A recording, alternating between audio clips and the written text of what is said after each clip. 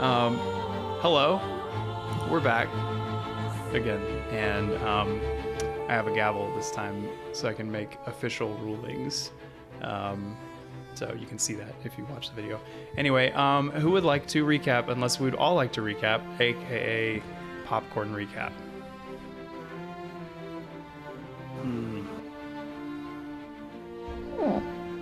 I don't think I'm allowed to do a full recap again.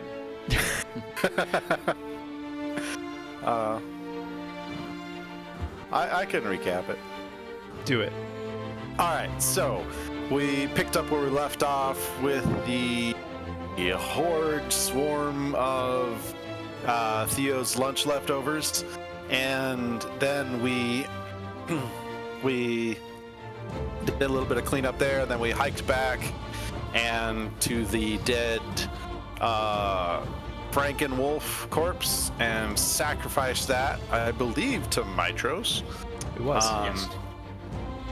And from there, we had some little chit chat.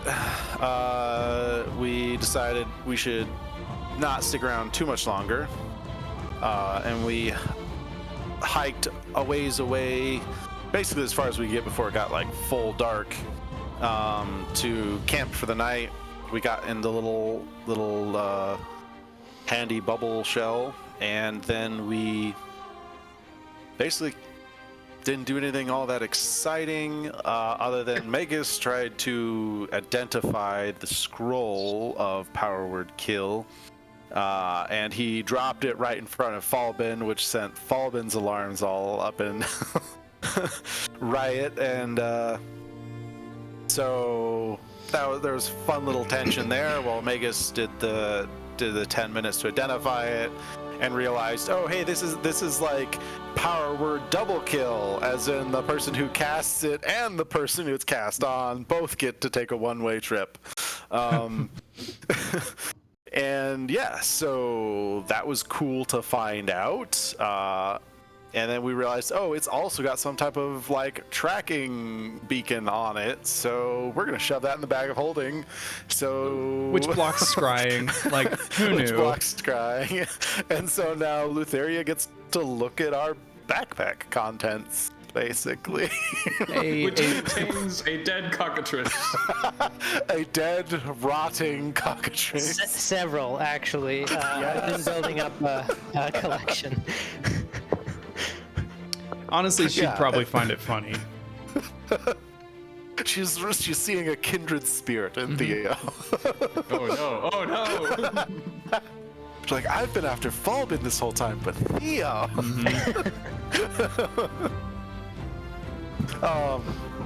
Yeah. The So more you then- try to distance yourselves from the evils of this world, the more you find yourself traveling parallel to them. Yeah, something like that. Yeah, so there were some other side conversations, and yeah, so from there we headed on to the Sour Vintage. We, Magus messaged, well, he messaged, was it Pythor, told him, hey, we've got an AWOL, powerful Minotaur dude out there hunting mercenaries. Let him hunt the mercenaries, but don't let him go past that. And then he messaged our good friend, is it Linus? Linus, right? Yep. Yeah, Linus, and said, hey, we're heading to the Sour Vintage. You want to hang out for drinks? And he's like, hey, it's karaoke night. Basically, I'm gonna go there anyways. So Linus, by the way, is a soldier of Sidon that the group encountered in a very early episode, defeated their entire company, but this young man was lucky enough to survive a few rounds. And we failed to tried. kill him. I said he was lucky. Hard. You did try hard. And the party gave him a stern talking to, and he's good now. He's one of our buddies. And so I just can't believe We're you like, guys cool. remembered his name. I mean, I think it's great. And so we made it back to the Sour Vintage just in time for, like, they were setting up for karaoke night. Shade gets to go milk his own cow, got some common milk. Everybody else is talking. Karaoke starts up. We start a whole round of the songs that saved Mitros. Linus gets there, we hang out with him, and then in walks, guess what? You'll never suspect it, a whole squad of Sidon soldiers, and they start causing a stir, and we left off right as Linus, who was trying to slip out the back door, basically, gets grabbed by the crowd and shoved up on stage to sing karaoke in front of his ex-compatriots. And that's where we ended. Worth noting, Linus is effectively a deserter. Yes, he was presumed dead along with the rest of his fellows, but alas, he is not. What are the odds that they'd remember him? Well, Right? you know, It's a big army. the odds What could are go y'all wrong? rolled a luck die and you rolled poorly, so that's Well, those. we rolled poorly for him to get up on stage. We haven't resolved the whole them recognizing him yet. That's true. That's true. They also recognized us, so Magus, throw disguise on him now. bad news. So before we get to all that, I want to switch gears a little bit. A fun addition in this session is we are adding a brand new player, and his name is Matt, and I swear he exists. He just hasn't said anything. But Hi. there he is. I exist. So we're gonna do a little kind of a vignette to get Matt sort of caught up to where we are. And the way we're gonna do that is kind of similar. We're gonna kind of echo you guys' journey in a very sort of nutshell way. Matt, is there anything you would like to say as a preface for your character? Like if there's secret stuff, or stuff that you want to come out later, we don't have to, but is there anything like, core to your character that you would like to make known? I'm a warlock. I serve the Fates. My name is Theagenes. Let's see. I guess I decided. I don't know that we've decided exactly where I'm from. I don't think I'm from Nitros. I think I'm from the other place. Aresia. Aresia, yeah, the Sparta analog. Nice, we haven't been there yet. Yeah. And let's see. I am not happy. That's all. And in your destitute state, your sadness, you take solace in a few vices. One particular that has kind of a black reputation. Yes. Where am I getting an echo from? I don't know. Oh, probably me. Oh, I was muting my mic because the kids were walking past me. Oh, gotcha. Okay, no worries. So it's never enough, though, and you know that there's something wrong. You serve these fates. You do it, but there's something wrong and something you must find out. And like many who have questions, they seek a person with answers. And a person like that happens to exist near this area. And you guys know her as Versi, the Oracle. You make the pilgrimage to the Oracle's temple. It's not without dangers. There are a few close calls, but she welcomes you. She tells you that a powerful servant of the Dragonlords dwells within the necropolis at Tillamook. He has studied the nature of death for centuries, and as such was able to transform himself into an undying being of great power. Should you seek him out. He might also teach you some of his craft and offer counsel. She sees that you must undergo a ketabasis, a descent into the underworld. For it is there that you will be reunited with the one you lost. However, you will need a guide to navigate the primordial depths of the Nether Sea. Versi knows that there is a spurned servant of Lutheria in Mitros that may just do anything for a chance to return there. But he will not be amiable to any sort of agreement during your first meeting.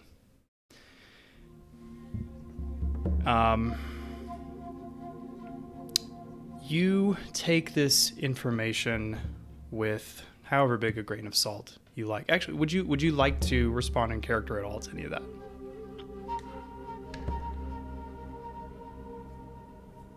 You do not have to.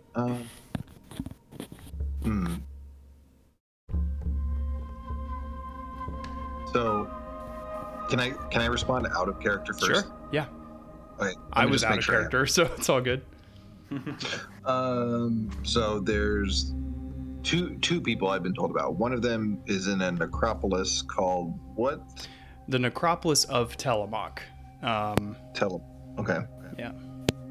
And did she tell me where that is? Do I know where that is? She'll tell you where it is. It's a journey, but okay. And the other guy is a servant of Lutheria, the Lutheria, who can teach me how to get to the underworld, which is the other thing I need to do. Yeah, in order to be reunited with the one you've lost. Right. And he's here in Mitros. Yes, he is in Mitros. Right. I swear, if you're doing what I think you're doing. She does recommend you first go speak to the guardian of the necropolis. Is the necropolis here too? But that's not where. So hold on. She wants me to go far away and then do the close thing. She's giving you a step-by-step sort of thing. So first, you need to get some baseline knowledge by going to the necropolis and meeting with this guardian. Make sure you have a Dragonlord coin. Yeah. He'll be fine.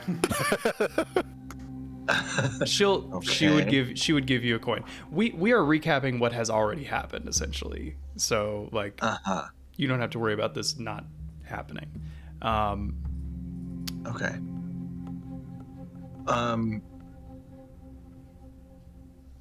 I think I just bounce. You just bounce. And then I bounce. Yeah, I do the old bow and bounce. Oh, okay, cool. You bow and you bounce. She bows as well, and she says that you will meet again. The journey to the necropolis is long. It takes you probably the better part of a week to get to the mountains, atop of which the screaming winds and bitter cold house the honored dead of the Dragonlords. Upon the bridge that leads into the necropolis is Damon, who is he is a lich. He is fully undead. He has denied the natural process of life and death, and as such has his own special insights into it. He he says,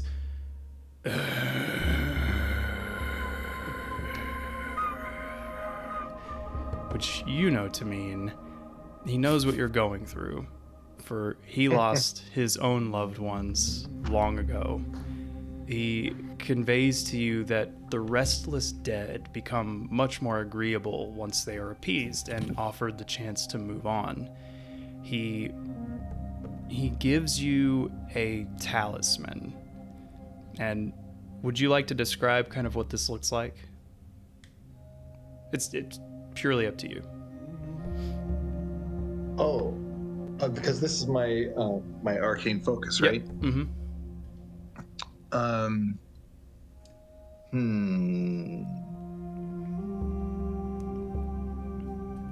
I don't know. I haven't thought about it yet. Okay, that's fine. Okay. I want to think about that. Maybe an Ouroboros. Yeah. I actually As like long as that. no one else has chosen that as a symbol. No. As a, But it is Okay. definitely I like it. yeah. It is a cycle, you know, and they cannot exist without each other, life and death, although he exists as kind of a spectator of it. He gives you this talisman, and then he offers to teach you how to use some of his power. He grants you the ability to cast a last rites, which is a ritual that uses the talisman that lets you assuage some of the restless natures of spirits and dead that you may come across.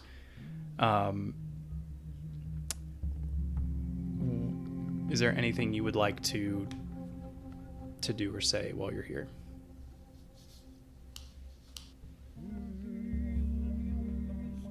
Yeah.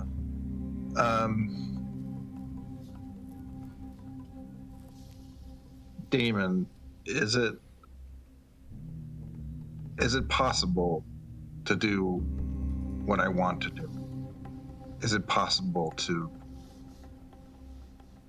rid myself of the dead? He says,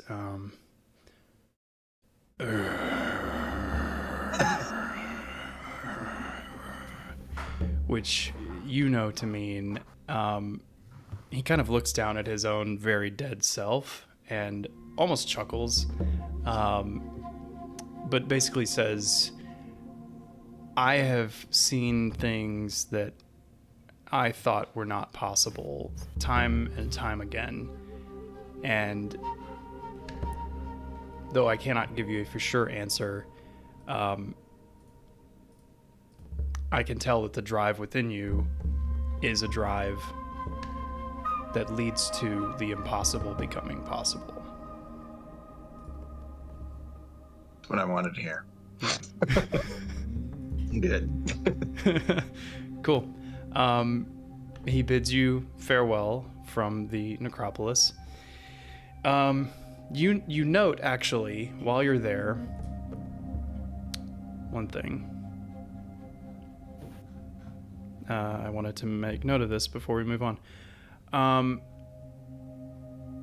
Most of the dead here are at peace. It seems like Damon is a good steward of the dead, and it that alone gives you like kind of the first glimmer of hope in a while. And yeah, you leave this desolate place full of death with optimism, you know, and a renewed sense of your own life. But you leave the necropolis and you venture southwest to Mitros, the greatest city in Thelia, a crown jewel. But as you get close, you see the signposts that normally have like massive posters heralding the great games that are soon to come. Plastered over parts of them are wanted posters of a group of heroes, heroes of the Heartlands, heroes of the Oracle. And it says they were last seen. No, it doesn't say where they were last seen. I don't think you guys know that. But you reach But you reach the walls, and you venture into the city, and it's overwhelming. I mean, it's a huge city. It's bigger than Arisia is. Arisia is more defense oriented. The walls of Arisia are a wonder of the world, and Mitros doesn't quite have that down. But what Mitros has is just like you flip open a dictionary to civilization, and Mitros is it. You have everyone, all kinds of people here, music, food. Not that you don't have that in Arisia, but it's just a cultural hub. And so you ask around. You ask around about this servant of Lutheria. You might have even gone to the temple of Lutheria there. As uncomfortable as that may have been, because I don't know what your character's kind of attitude towards Lutheria is at this point. I will say, as kind of common knowledge, many people in this land love Lutheria. I think she's great. She provides all kinds of joys and encourages fun and relaxation and pleasures and stuff. And for most, they never have a bad thing to say about Lutheria. So, and some know some of the darker things. And so, I'll let kind of you be the decider of how you feel about her. But I'm going to say that while you're in the city, you can't find this Chondrus, this servant of Lutheria. I just heard a fist hit the table. But what you do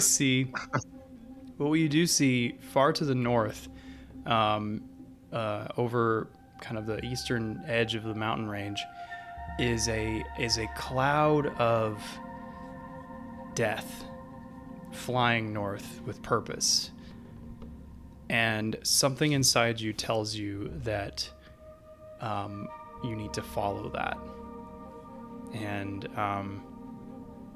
so you decide that this spurned servant of Lutheria can wait for now. As you venture north, you follow this flock of birds. It's hard to keep up. You lose ground, but the birds don't fly in a straight line. Sometimes they venture one way, sometimes they veer another, and you're able to kind of average out their speed.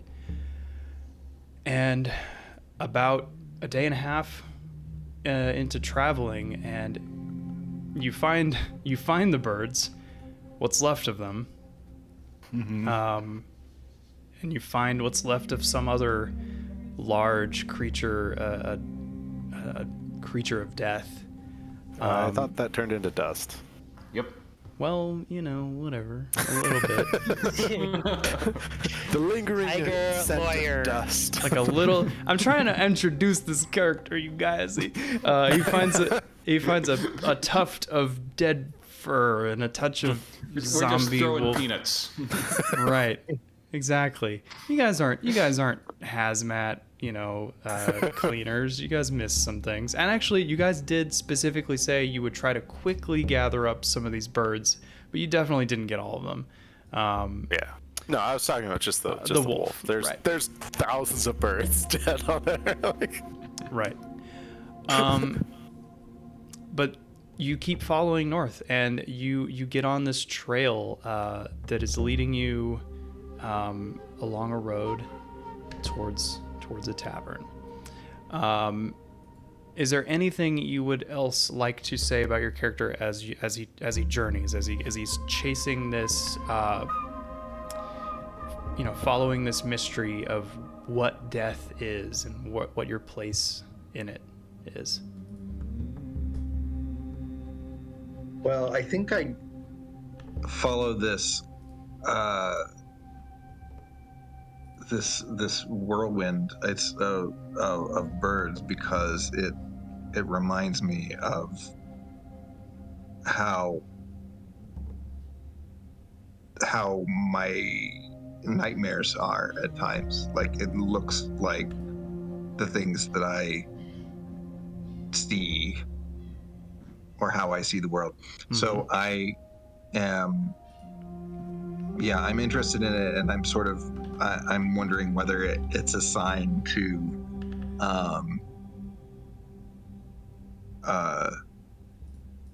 fix what isn't working, because I think I see myself as having some kind of relationship to Lutheria, but I don't know what it is. And at the same time, I feel like something is wrong. Right. With how something is wrong with how death is functioning, at least for me. I don't know how it is for others. Right. And that's all. So I'm one gonna thing I follow forgot. follow them birds. One thing I forgot is that when you met with Damon, he gave you the talisman, but he also gave you one of the possible lesser artifacts, which is from the Psychopomp Epic Path document. Would you like to make a choice from those three? And I can read them if you'd like. Or you can pick them later, either, if you want to take time to look at them. Let me load that up real quick. Okay. We'll put a pin in that and Okay. we'll come back to it. So, unbeknownst to the rest of you, you are being followed. Dun dun dun. Something different. And we'll hop back over to the tavern, in which there is a tense scene building. The tavern has gone basically silent as Linus has been pulled up to the stage to perform a rendition of a very offensive to the Titans song in front of people who worship the Titans. So we're going to do another roll, and I will take a volunteer. And okay. So the roll is going to be it's going to be a not really a luck roll. So I'm going to have you roll a D100, and one of a couple things will happen based on what that roll is. Okay, it's 22. It's a 22. Okay, so what this means is that the soldiers, they don't recognize who is up on stage, but they take very keen interest into what is going on, because this young man... Yeah. Can I Sure. jump in? Sure. Because as Linus is being pulled up on stage, Shade would be moving to try and redirect the soldier's attention back to us. Okay. So while you're doing that, Shade is walking up to their table, basically. So, okay. How are you trying to redirect? Basically, I'm just gonna jump into conversation with him, and Roll we'll see how it a goes. straight charisma check. Straight charisma.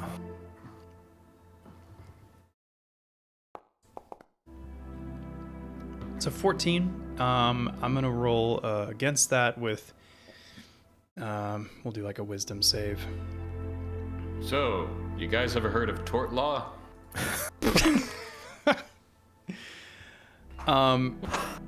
Okay, so God, they milk. they are distracted momentarily by you, and so they're kind of trying to peer around you, and they say, "What do you want, man? I want to hear this song. What is it?" Well, I'm gonna warn you right now. You're not going to like the song, because it's a song that we played to prevent Sidon from destroying Mitros.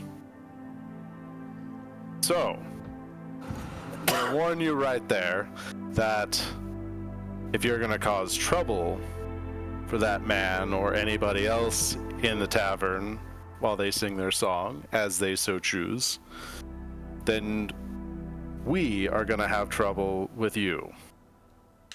Okay, roll an intimidation check.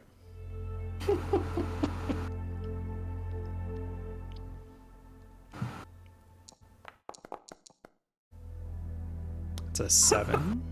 And well, I'm gonna see how they react first. Okay. They say, oh, don't worry about it. We're not going to cause any trouble, but I really do want to hear this song. And so they all sit down and kind of lean their chairs back and cross their arms, waiting to hear this song. All right. If anybody else wants to jump in.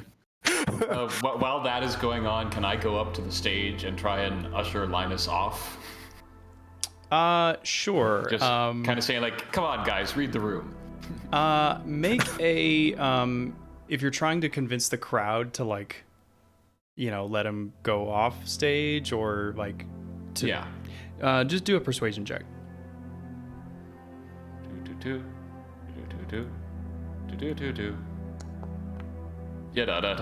It's 23.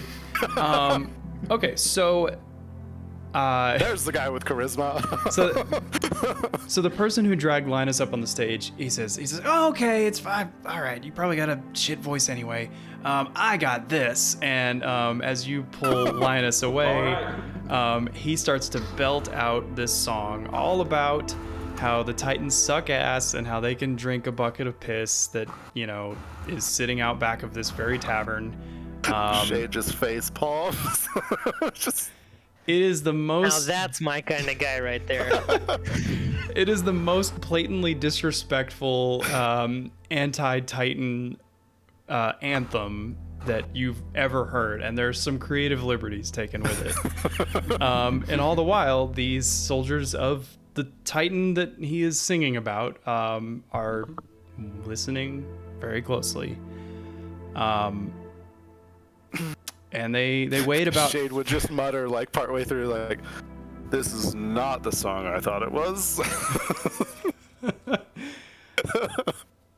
So the song wraps, and the tavern is about 50-50 split between people who are too drunk to care that there are dangerous soldiers, who just heard a very insulting song towards their Titan, and the other half who are like trying to just sort of melt into the shadows of the tavern. Did we get Linus out during that time? Linus out.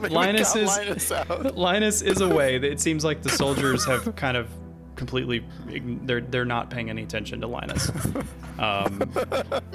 They don't recognize him, but optional mission complete. If somebody would like to roll an insight check, however, we can do group insight. It's fine. Everybody who wants to roll. Oh, it's so close. 14 from Shade, a 10 from Theo, an 11 from Magus. We're good at this. And a 4 from Falvin. Wow. Okay, so Shade, you've been pretty up close and personal with these guys for a few minutes. They're not happy.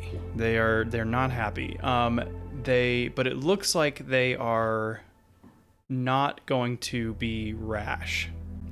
And so the leader, he stands up and he kind of like slow claps. This is well after the applause has simmered down for the song. He slow claps and he says, "That's a very nice song. This is a quaint tavern. And you've got heroes that can stand up against a massive creature of death. I think we'll be on our way." And they start to leave. Can I insight what he meant about massive creature of death? I mean, you're pretty sure he's talking about the boar that you guys killed All right. initially. That's probably the one they would... It's like, because it was like, we literally just killed one. How do you know about that? Oh, no. At least around here, you guys are very famous for slaying the boar. Okay. But they are leaving. Would you guys like to do anything? Falvin, you've been kind of quiet.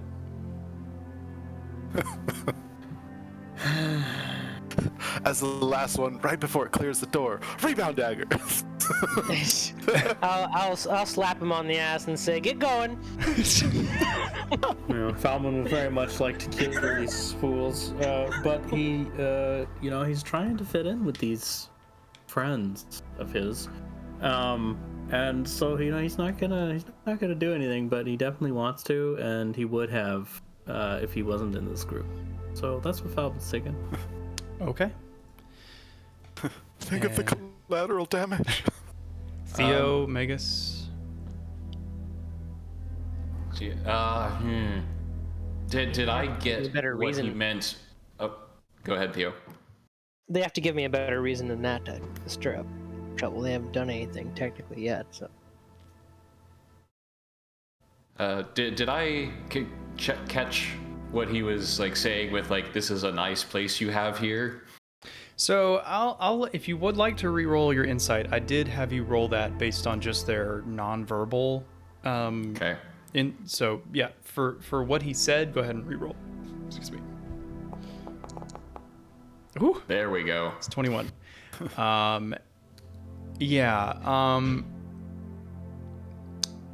The sour vintage is probably going to be revisited at some point. Mm-hmm. By the Wienermobile.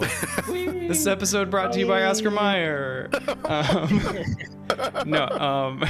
It's may not be them, may not be soon, but this place is now an X on the map.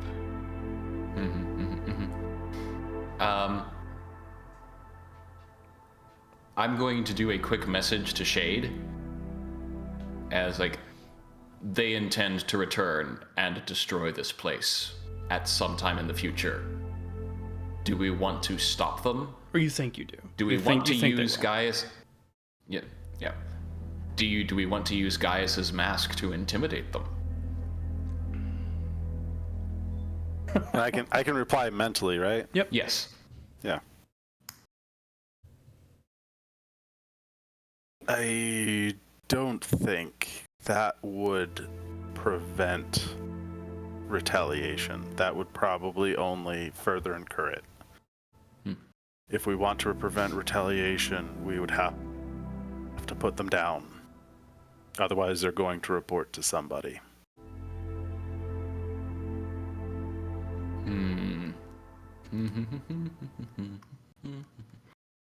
Like at this point, I mean, Right. I guess Shade is if because how long does this go? This isn't just like a single reply, right? This is like a. Yeah, it would have to be like, I'd have to have sent you 2 messages basically. Oh, okay. To get this gun. Oh. I'll say at this point they are almost at the door threshold, so you have mere moments to make a decision, unless you follow them out and chase them down the road like a Midwestern goodbye. Wait! You didn't. Oh, you didn't have coffee yet. Please, please take some of this banana Before bread. you go, you obviously know who we are, but I didn't catch your names.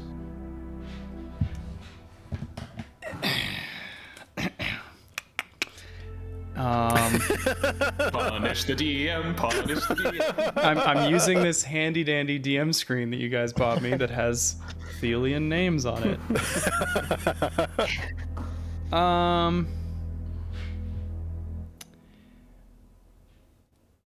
Okay.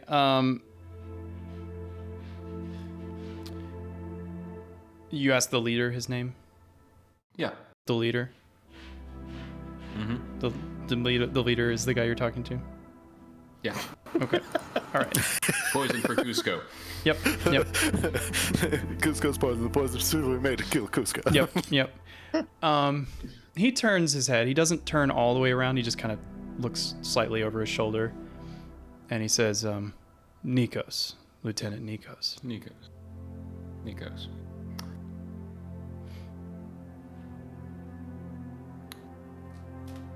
I'd like to tell you something. Now, you may think you know who here is a hero and who here is not. and I'm going to use subtle spell to cast disguise self or alter self. And through the rest of my speech, I'm just going to be altering my form to like different tavern members, or to a Taylor, or to strangers. Oh, okay. And it's like, but you may never know when one of us may be waiting for you. We may be a patron. We may be the barkeep. I'll change myself into other like soldiers of Sidon. It's like, we may be the people you report to. I'll change myself into Gaius. He sneers. Now, you can leave this place in peace. But if you do not leave this place to its peace, then know that we will find you. And you will not know when we come for you. It could be your friends, it could be your lovers, it could be a random person bumping shoulders with you in the market. Now, are you willing to forget what just happened here, and that I changed myself into Damon, and reaching out with like the skeletal hand, inscribed with runes? Or do I have to or do I have to reach into your mind and tear the memory out myself? That's pretty good. That's not how he talks, but that's pretty good. I know that's not how he talks. He says in this situation. which he would know to mean.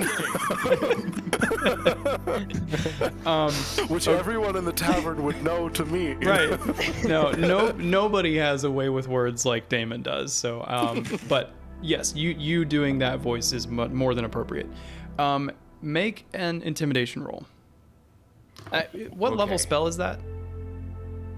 Modify memory? I just looked it up. That's a 5th level spell. I do not have that spell. No. Where are we talking about? Alter self. Alter self is a 2nd level spell. 2nd level? I'll let you roll at advantage. All right.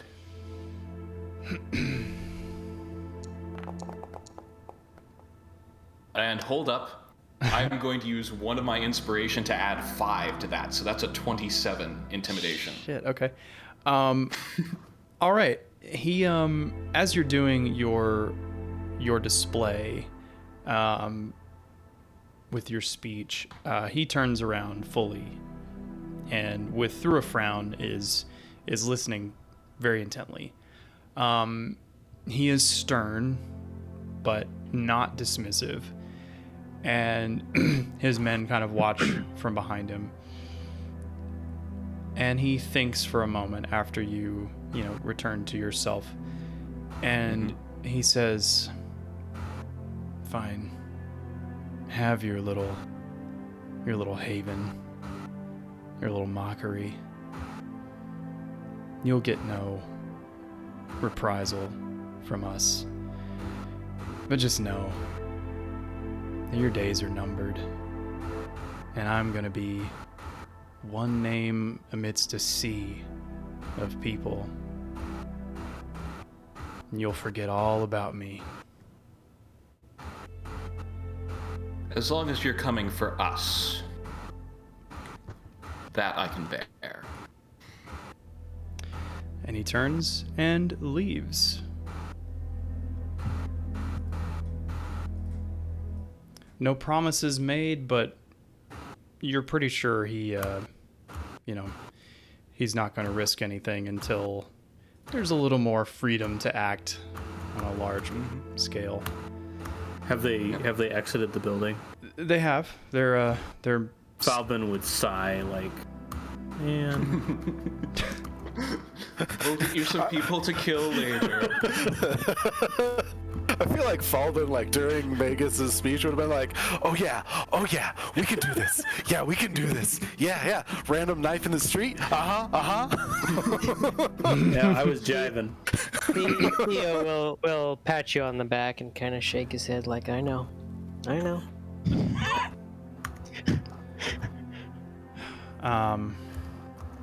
Okay. So If yeah. I had 5th level spells, I could actually reach into their minds and remove it for real. That's crazy. The music starts up again. The mood returns, and people are chill again, and more songs come on, more food is shared, more drinks are poured. Is there anything else in particular you guys would like to do while you were at the tavern? Are you staying the night? I assumed so. Okay. It actually might be best if we do stay the night after that happened. Yeah. Yeah. Yeah, it's early evening now. So your best guess, according to the map, is that it's not quite a day's travel to where the location is marked on the map for the Ultros. Okay. Taylor, I appreciate your guys' enthusiasm, but you have got to have like a little bit of like sensibility around those people. She says, "Hey, if I served smarter clientele, they would just go somewhere cleaner." So Was that a dig at us? No, she's talking about like the karaoke singers. Shade just laughs and drinks a big swig of milk. As much as she respects you guys and lauds you for your heroic antics, she's known you since the beginning, and she's known you at your catch a bird in the bar and cook it over a candle on the table. The good old days. One kind of final thing I want to ask is, you guys are in this tavern. It's been, how long has it been? Is it like in game? I'm trying to think how long it's been. It would have been like an hour or two. No. I mean, since last time you were here. Oh. I think like a month or something. Yeah, it's been been like a month. Yeah, so a lot has happened in a month. I mean, you guys are not young. I mean, and some of you have been around quite a while. I think Theo is probably the youngest in terms of like actual years lived. But you guys have really been through a lot, like together, and you've changed. And I guess I just want to like ask, like, if your characters are thinking about. We kind of got this from Falbin at the end of last session, but I wanted to kind of expand on that to the rest of you guys. Like, what is Shade thinking about where he is now compared to the last time he was sitting in this seat, and so on. I mean, well, I guess I'll start because you called me out on it. But Shade, I mean, by and large, other than some of the specifics, Shade's general approach to things isn't all that different, other than going from like, all right, I'm treating this like almost like a one-off job, to now it's like, all right, this is a mission, this is a long-term campaign. Like he's switching from mercenary mindset back to soldier mindset, and this is my squad. So, but other than specifics of, all right, we've got these other priorities, you know, the whole deal with Gaius being like, oh, that's my son, gotta deal with that sometime. I've abandoned my child. He probably hasn't changed much in his approach to things, other than he's probably just more committed to it. Like before, when he was like, all right, well, I'm the tank because that's my role in a party when I'm when I'm on mercenary jobs. So now I was like, no, I am the shield of this team. I get in front and take the blows so they don't have to, type of thing. Like, and he's committed to it because these are now his comrades, his friends. I love it. Theo, Magus? Magus is like has changed very little. His attitude is like, well, of course, you'd have to be an idiot to think that like the Titans would lead to like more happy times than the gods. Like this is obvious. I mean, is there anything else that like Megas has been through a lot, like with family, and like, is there anything that he's thinking differently about? If not, like, that's cool. I don't think so. I think like it like maybe just a little bit of a like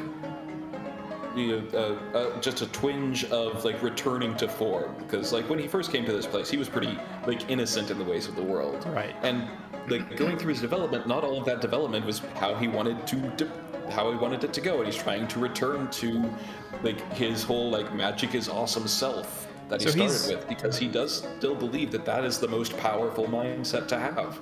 So it's like that mentality was untested initially, and now it has been pretty dramatically, pretty horribly, but thankfully you've come out on the other side with a similar but proven mindset. And Theo. In terms of what's different now, probably just a closer bond with Rue, and getting integrated back into society after being alone for so long, getting used to people again, getting a little bit better at understanding how the group operates and his place in it. He's got some new boom booms, so he's feeling pretty good. He's got a good track of things that he wants to make and do now, whereas before it was kind of like, well, what am I? I've been told what I'm supposed to be doing by an oracle, but like, whatever. What does that mean? How does it happen? And now he's kind of fallen into a rhythm of how to get that done. The world needs a great inventor. Exactly. So I better go find him. Especially one who measures the quality of life by the size of the explosions. Yep. I mean, what else can you do? But great. Well, the evening goes, very late, but you guys eventually turn in, and Megas and Theo, you can mark off one additional work evening on your project. All right. Is it okay for me to go through my list of postmening? Of what? of contacting everyone in the world. Oh, sure. Text Yeah, messages. we'll do a quick Postmaster Megas. Go. Yeah. And then I've got one thing after that I want to do. Okay. Cool. Let's do I will it. actually talk to Shade and mention, like, with Graxus unaccounted for and surfing the Titans again, I'm growing concerned for my family again. Do you think it would be prudent to send Bullbug to stay with them? That would probably be an excellent idea. Bullbug would... The only thing there is you'd probably want to send a message that to Adrian to Yes. Oh, yes. tell him to do what he can to change Bullbug's appearance slightly. Bullbug was very recognizable.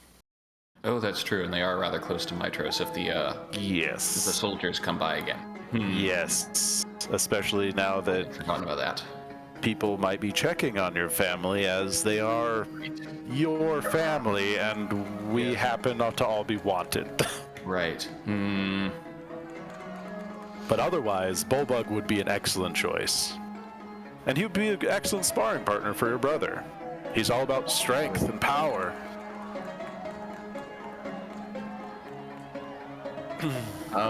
So, like, do you still think I should send him with the risks involved, or try and think of someone else?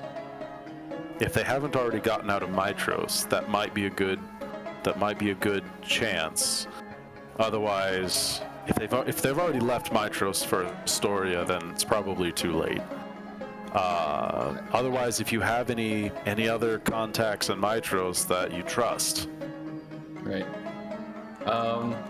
Daniel, did I get confirmation from Silas that they had arrived in Astoria No, you when I haven't. contacted Silas the other day? No, he had received word that they were being extracted from Mitros, but they haven't. No, they're not in Astoria. Okay. So my first sending is going to be to Bullbug, Okay. and I'm going to tell him, friend, my family may be in danger in coming days. Would you be willing to stay with them and help get them out if need be? I do not ask you to sacrifice yourself for them. If you go, tell my brother that I slapped Pythor. I think your brother knows that. Well, yes, but I'm also setting up a confirmation. Oh, like that's something that only you would know. Yeah. Okay. I know that you can't respond without sending another sending. Correct. But he'll say, let's see.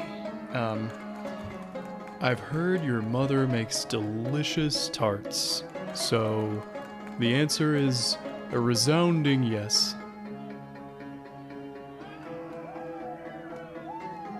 All right. I will now contact Adrian. Cool. And I will say, hope you are well. Danger may be increasing. I am sending a friendly Minotaur to you. He will tell you I slapped Pythor. If a giant Minotaur approaches who does not say that, flee to Mitros immediately. Keep Okay. the friendly Minotaur hidden from authorities. Okay. He says, okay, finally somebody who can eat Mom's tarts before she makes me eat them. We're learning so much. Yeah. They're very tangy, you know, like it's you know. Anyway, so but he answers in the affirmative. All right. Okay, so that's taken care of. Next one. I am going to contact Timon, Oh, okay. and I am going to ask, greetings, Uncle. Checking in with how the basilisks are doing, and if they may need our attention soon. Okay. Also- oh yeah. Is there a specific poison that a master poisoner would immediately know the taste of? Oh. Wait. Is there a poison that a poisoner? That someone well versed in poisons would immediately recognize the taste of. Are you saying like that only a master poisoner would recognize? I'm mainly just looking for the immediate recognition. Okay. He says, God. Oh, it's been so long since he says, hey, nephew. Oh, it's my nephew, Magus. Oh, my goodness. It's so good to hear from you. How many words do I have? What is it, 25 according to the spell book? Something like that. And I know you can't respond, but I'm just going to ignore that word count because I'm a beloved character. Scratch the code! Anyway, There's some compendium I read that had the basilisks are doing fine. They're warm. They're kind of sloshy when you turn them over. I mean, I'm gentle with them, obviously, but they kind of slosh about. It sounds like it sounds like you got a jar with like a really big pickled egg in it when you turn it like that. But if you hold it up to your ear, they kind of go like that. So I'm guessing they're alive still. But anyway, so this shot here says that, I mean, it's going to take a while. I mean, probably another, like month or two, something like that. And then as far as the poisons go, I mean, I recognize any single one of them. But, according to the rules, if you give, like, a whiff, even just an untrained person can basically tell what the basic effect is. But, if I had to give one for like a narrative, like flavor reason, then I'd probably say oh boy, you really got me on the spot here. Just picturing him flipping through his compendium of poisons. Probably the Blight Shade, that's probably the one. You get one whiff of that and you go, whew, I'm crossing the street, But anyway, good to hear from you. I'll be underground as always. I will relay to the others that the basilisk eggs are doing well under Timon's care. They're starting to get a little bit sloshy, but still seem content, as eggs can be, and we maybe have another month until they hatch. I knew Timon was the right man for that job. Just a real stable genius, man. And I'm going to, let's see. No, I used Arcane Recovery at the start of today, so I can't use it again. So, all right. 4th level spell. Last one. Actually, this is going to be later at night when I do this. So. Okay. I mean, do we want to do Shade's thing real quick and then end with Magus's 4th level? Sure. Yeah, so after things quiet down and we all go basically back up to our rooms and stuff, I assume we got rooms. Yeah, you have everything. rooms. You have rooms. Okay. So after it's quiet and everybody's in their rooms, Shade would go over to Falben's room and knock. Yes? Aw, if this was last time, he would have been like, who's there? That's growth. It's Shade, can I talk to you for a moment? All right. And I open the door and show you in. Shade would come in. Like, I don't want to impose too much, but I couldn't help but notice back where we fought all the lunch leftovers, you and Magus had a bit of an exchange afterwards, and it didn't look too friendly. I don't want to pry. I know you have a lot of your own background, and from the looks of things, you're probably the one with the most baggage and time carrying that baggage. Several snakeheads kind of like cock their heads at you as you say that. But I just want you to know that I trust you. I don't always agree with your methods, but if there's things you can't tell us, I understand. And if there comes a time when you're forced to choose between our collective goal and what's important to you, I understand. And if that happens, all you have to say is, this is what's important. And I'll back you to the best I can. Give him a safe word.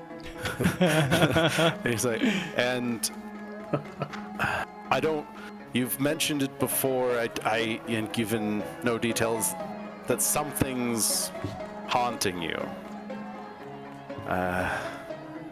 Falben, you're a razor-sharp blade. You can cut through anything, it seems. But if you need a shield, I'm here for you. That's all I wanted to say.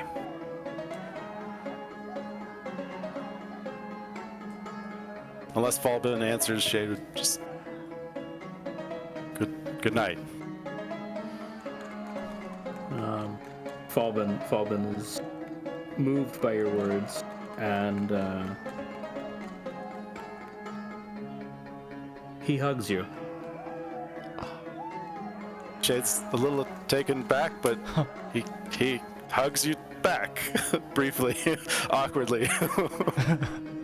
And then it lasts but a moment, and then Falben pulls away and clearly doesn't know what to say, nods his head, and says thank you.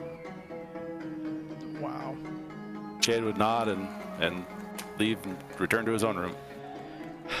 You have beaten my PTSD riddled Medusa puzzle.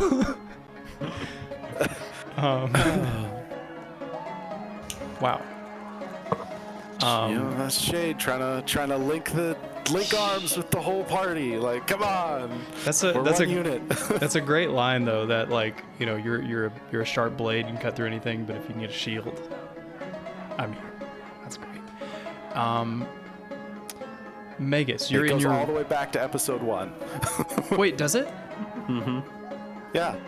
The boar was charging Falben when Shade hamstrung it. Uh-huh. And then it killed Shade. Yeah. Oh shit. Oh, it's like poetry. It rhymes. You cut that out right now. We honor George Lucas in this house. Oh, that's great. Oh god, get you players that do this shit. Okay, so Magus, you're in your room casting a 4th level. Who knows what? What are you doing? Well, actually, Yeah, after that, I feel like that describes what I bring to the table. What kind of 4th level bullshit are you doing right now? Hey, he's the wizard. He's breaking the laws of physics. He does that every day. He does. All right? He does. Oh, I'm so not mad about it. After things have calmed down and it's nighttime, I'm actually going to climb out of my window and Classic Magus. go a little ways away, still outside, the inn, and I'm going to cast a 4th level sending to Condrus. Okay. And I am going to say, you up?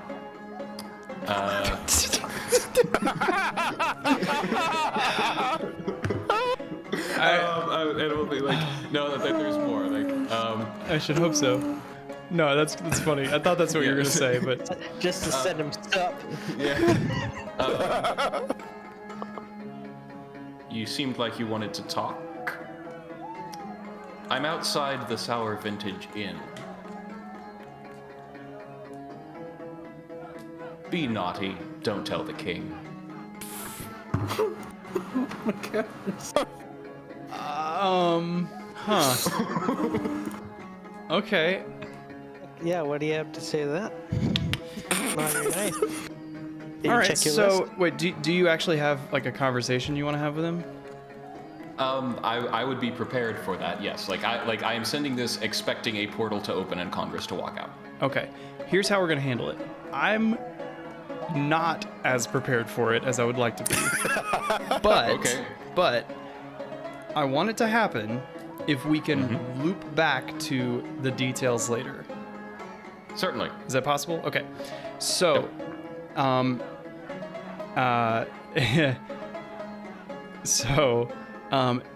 Theagenes. Is that how you say it? Mateo? Sorry, I was muted. Yes. Theagenes. Your journey through the dark woods in the Heartlands,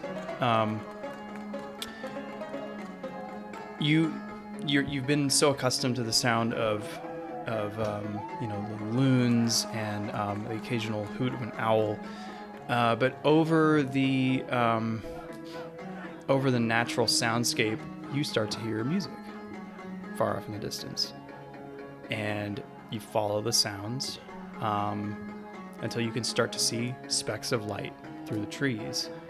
As you continue your way through, it opens up into a road, at the end of which is a quaint inn with a like a black wood sign hanging out front. The Sour Vintage. But what's interesting is that you see a young man climbing out of one of the windows in the second floor. He climbs down a trellis and kind of makes his way, a little ways from the building, kind of hops over a little fence, and he's almost totally shrouded in darkness, but your eyes are very adjusted, and you keep a keen, track on him. I have double sight. You have double sight, right? So you can see perfectly well. And then what you see is very interesting, because a swirling portal opens up out of nowhere. And stepping out through this portal is a figure you have not seen, but you've heard well described. The deep black robes, the slightly purple skin of this young tiefling man step through the portal, and the two begin to have a conversation. And you know that you're following the right people.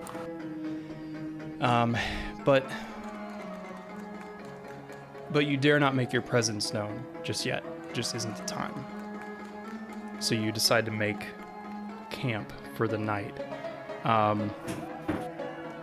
Since I don't know exactly what sort of conversation or interaction is happening there, I'm not going to go too in detail of like what you see. But is there anything you're thinking about? Who knows? It might be something. Who knows? Who knows? What a perfect introduction to Magus, though. Like climbing out of an inn window for a magical portal booty call. Seems like that tracks. Yeah. Well, okay. So, do I recognize him from the wanted posters I saw? You recognize this young man, absolutely. This is Magus. An academy student of great renown. Not a professor, but a highly skilled student who has taken a sabbatical to travel the world and try to save it. Yeah. Okay. So I am starting to believe in coincidences, if only because I have not much else to believe in. And I put a pin in it for now until I can consult with the fates in the morning. Okay. And I do stay out. I make camp for the night, a safe distance away. Okay. Yeah, with your devil's sight, you don't really need to light a fire. You're able to stay very, very stealthy.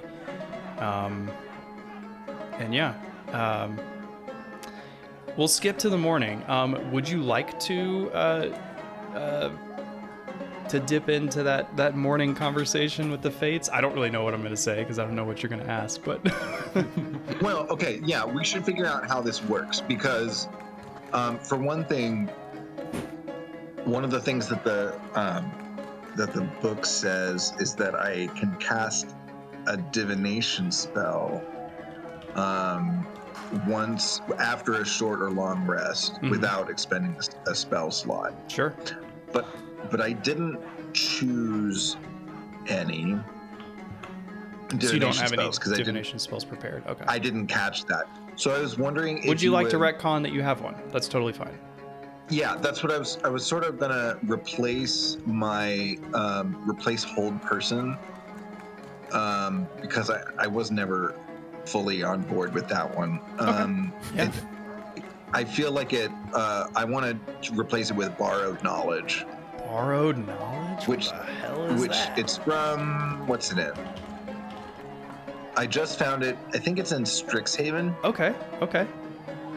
Hey, basically, it you lets guys me know that have- I use all kinds of extracurricular stuff in this game. Invent extracurricular stuff. So you draw on knowledge from spirits of the past. Choose a skill in which you lack proficiency. For the spell's duration, you have proficiency in the chosen skill, which is an hour. It seems like it fits my character. Okay. Sort yeah. of like drawing on dead folks. Sure. Yeah. From From all the past avatars. Right. Exactly. The dead avatars. So I thought that would be my sort of consult with the Fates spell that I cast in the mornings. Sure. What skill do you request proficiency in? For today, I want to go with performance wind instruments because I chose my item. It's the pipes. It's the Pipes of Haunting. The pipes of haunting. Yeah. Sick. But I thought need that's the one you were gonna pick. proficiency, so I'm gonna borrow proficiency in it. Okay, so it's like you've just recently gotten these pipes and you haven't had a lot of time to learn them, so you borrow this ability to play them from the Fates. I love that. Yeah, that's sort of my. So I'm borrowing it, and I'm practicing with the borrowed ability to try and gain proficiency over time. So, so this is in the morning when you do this. Yes. Okay, cool. All right, and you start to play a probably a creepy song, I'm betting. Right? Cool. That's all they play. So when you start playing, you actually can. I'm gonna have you roll a roll. Could you please roll a perception check? Okay. First roll of the campaign. And it's for a let me dumbass see. reason. I apologize. It's for believe you narrative did flair this. alone. That describes this campaign. Though. You said perception? Perception. Normal. Okay, an 11. And if you would like to use, you start every session with a inspiration die that you can either use to reroll or to add 5. So if you'd like to use that, you can, or you can save it. I'm really needing some guidance, so I will use that. Okay. Go To ahead add and 5. add 5. So you get a 16. So while you're playing this eerie spellbinding tune with this small set of panpipes, I like to think they're like an ebony wood, just like this deep black wood. You can see the grass kind of around you as you're sitting in this small clearing. The grass starts to kind of move very slightly, and you focus your eyes as you're playing, and you can see there are like worms that are like moving up from the soil and crawling away from you in a radius. And as you play, after a few minutes, there's about a 30-foot radius of you that has nothing living in it. Every bug, every worm, every fly has forsaken this small place.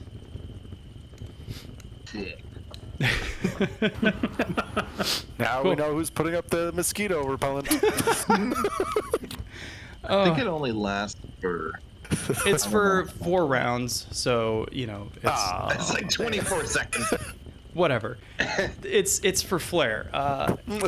It's spooky and bugs don't like it.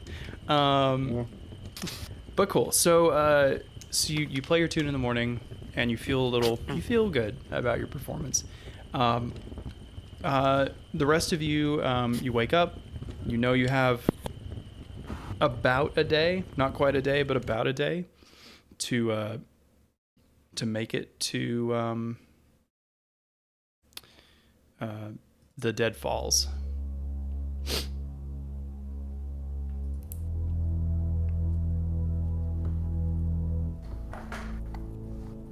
Okay.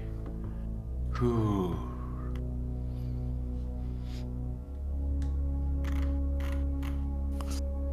Taking note of all of the spells I have currently, just in case the meeting went weird.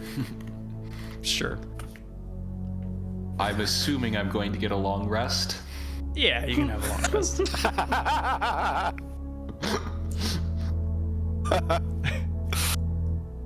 Oh.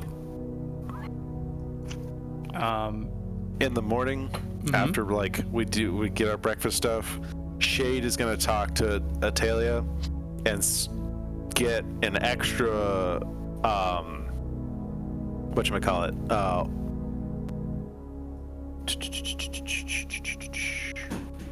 I just want to make this extra water skin.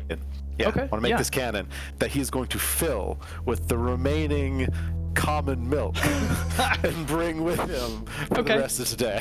yeah. So he has some trail rations of milk. Amazing. Should Yep. be. You have a big old, That is a lot of milk. milk sack. I love it. Okay, perfect. Let's see. We'll say you guys get an early start, like 6 in the morning.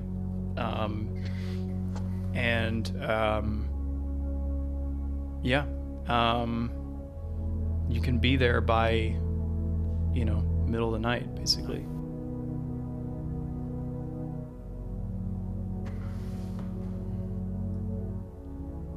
We're booking it. Okay. So we'll say you guys probably study the map a little bit more, like before you leave. The map that Acastus the King provided you, it points to a secret inlet at the Dead Falls, which is apparently, according to the description that the scout provided, it's located just before the River Leith rushes into a huge chasm. While you guys were, mingling last night, you heard some rumors.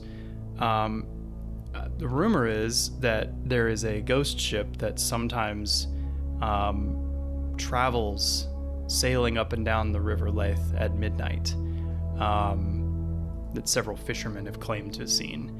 But people don't believe them because how does a ghost ship sail on a landlocked river, right?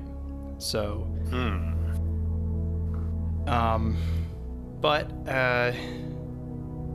people also say that strange things happen around there. They say the rocks scream like harpies, and those who venture to the river's end never return. But they offer you a mantra that they hope reassures you that heroes have no fear of the dead, as they cheer. Oh, yeah. Yeah, we're not scared. Yeah, we're not smart. But it seems like if the rumors are to be believed, you want to be there in the middle of the night if you have any shot of actually finding it.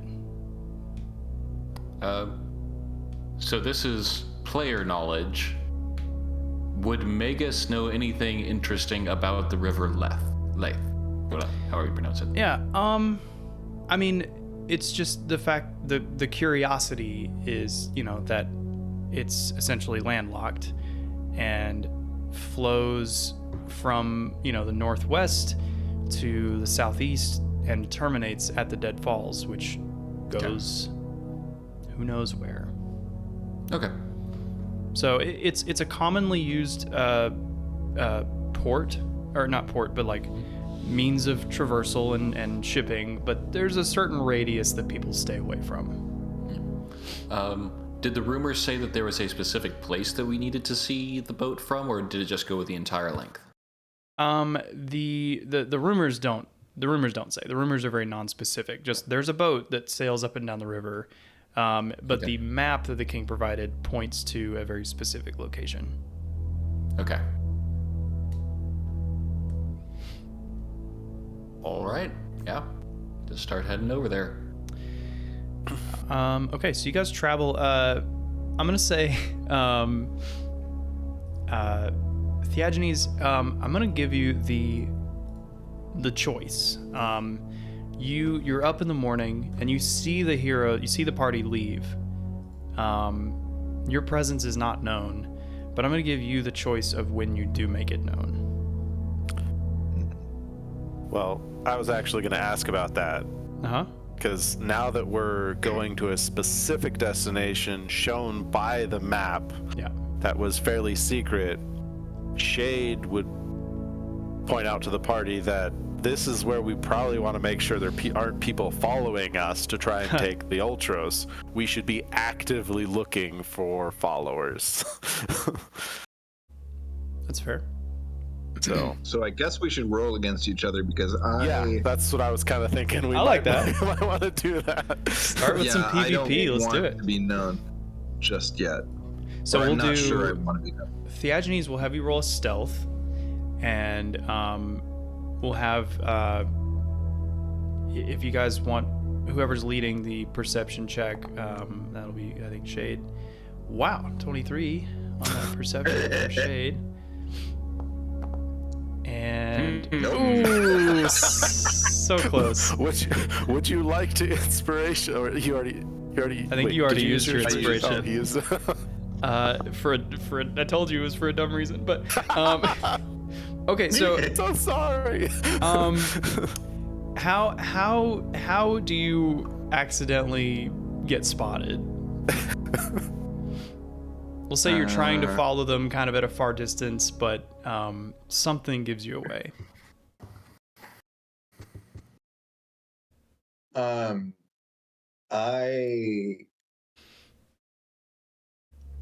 Actually, can I jump in there real quick and set a little bit of a scene?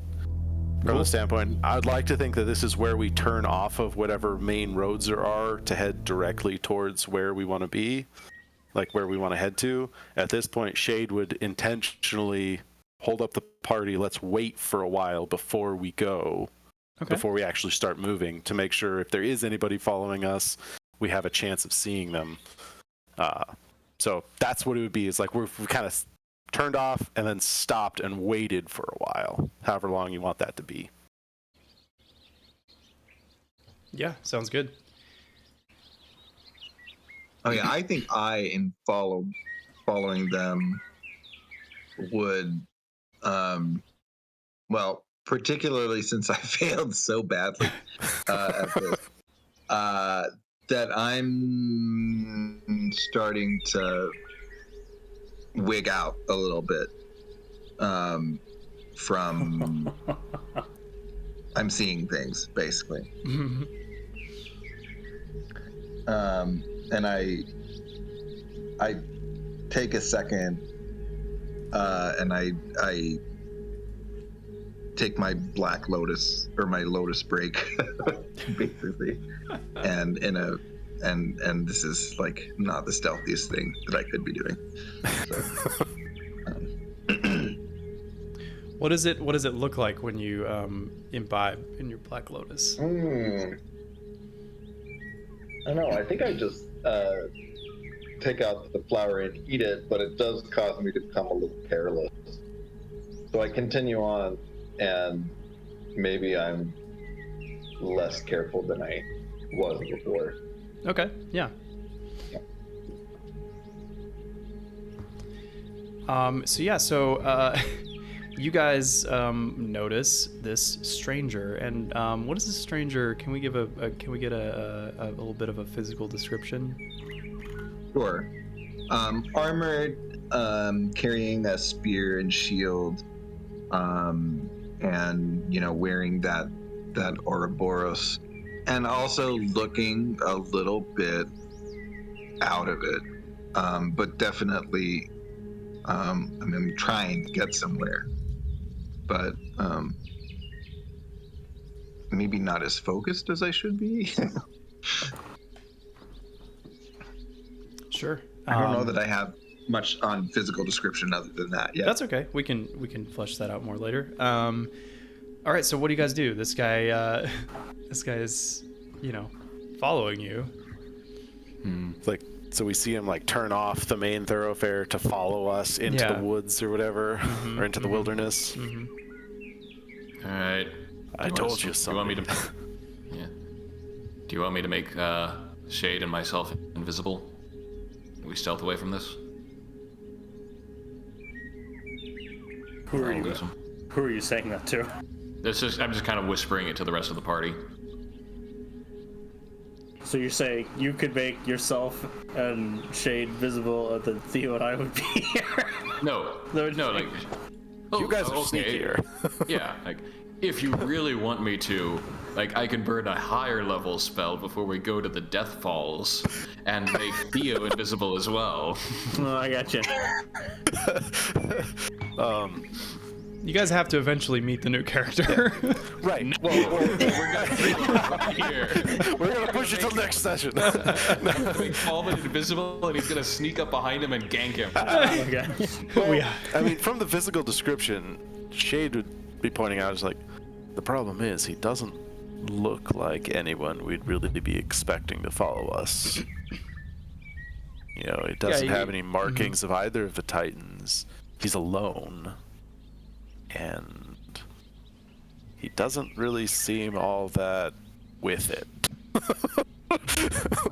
Because right now he's basically high, right? Yeah. Yeah. Which is why we saw him. Kyra will chime in and say, he honestly looks like someone I would hire for this job. Stop at you with your fourth wall. Is that a I sent out loads These of... aren't so subtle. You remember, I sent out loads of invitations, and you're the only ones that made it. He's perhaps just a little late. Okay, we'll find a giant boar, and if he can fight it, We are going to the Death Falls. I'm sure he's harmless. He's got good armor though, and he carries himself decently. So Well, so do you, Maybe Shade. you should and try to you're- recruit him.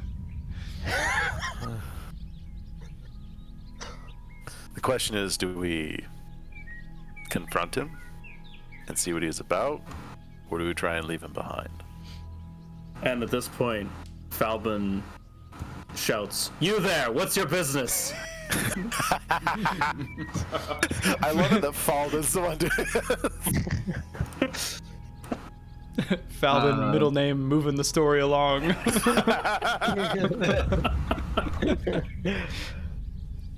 He's changed so much.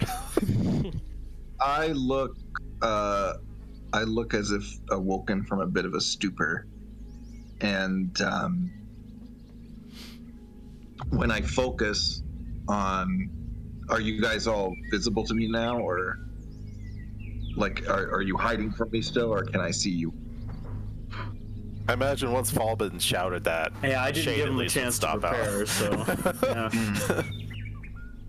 Okay. I say, my apologies. I have been following you. I think we're supposed to meet. Supposed to meet. Why do you think that?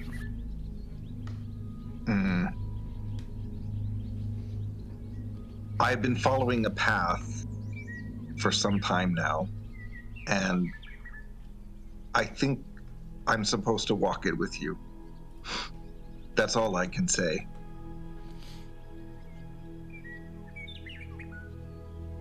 I would like to insight that. Sure.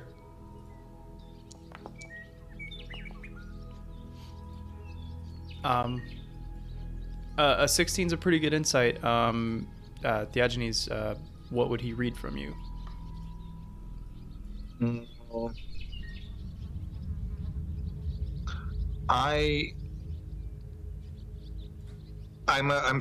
afraid, I think, to tell them more than that. I'm telling the truth, but I'm Right. afraid to tell them more. There's Well, I'll say that's something that Shade is very accustomed to with Falbin. Somebody that he greatly. I was gonna say, Crikey, you're the one saying, "Oh, he has more secrets."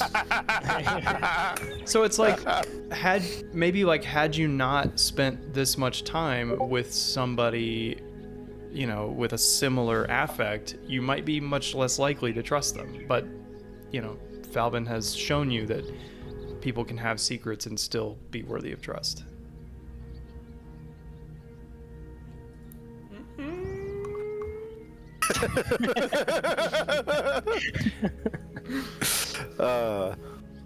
Yeah, so I mean, what Falbin's thinking in his head is like the only reason that I'm with these other three people is because I was brought together with them by the Oracle, and if they had said they were gonna walk a path with me, that was not gonna be enough. So I would kind of push on this a little bit and be like, you know, we're not. I would say this is not a simple journey that we're undertaking, and there will be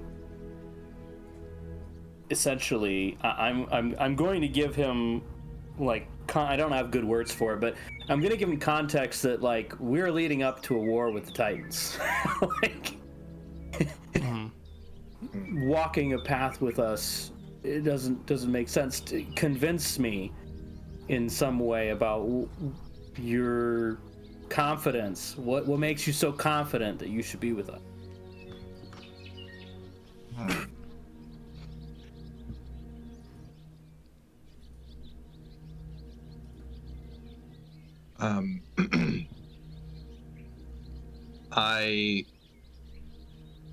Let's see. What do I want to say to that? What's your position on killing Titans?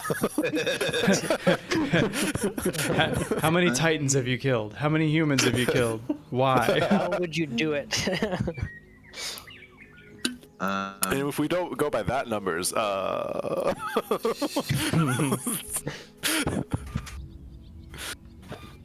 Vegas conjures a table and it says like, and so why exactly do you want to work for this company?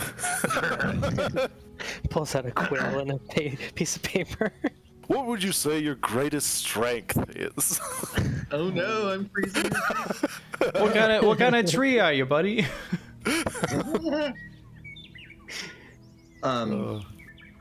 Okay, I'll lay out. Here's so. I think that we've followed a similar path already. I have visited the Oracle at Mitros, who sent me to. The Oracle's actually not that far from here, so not necessarily Mitros. Right. Oh. I thought. Oh, there we go. Oh, I see. Okay. So on the advice of the Oracle, I visited the necropolis and spoke with Damon, who gave me this symbol. I returned only to see, well, a cloud of dead birds. Okay. Who reminded me of something that I see in my mind all of the time. And that's why I think we're on the same path. I've just been walking it behind you. So what? All right, Come. Go ahead. Mm-hmm. I'm gonna cast Sending to Versi. Okay, cool. And I'm gonna say, like, we've encountered a really strange man who says that he like talked with you and you sent him to Damon and to meet with us. Is he telling the truth, or should we rid ourselves of him? While Magus is doing that sending, Shade is gonna ask, be like, So what uncomfortable truth did the Oracle tell you?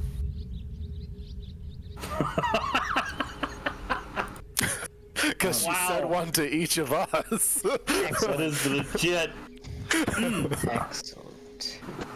You guys are lost in the sauce, and I'm so jazzed.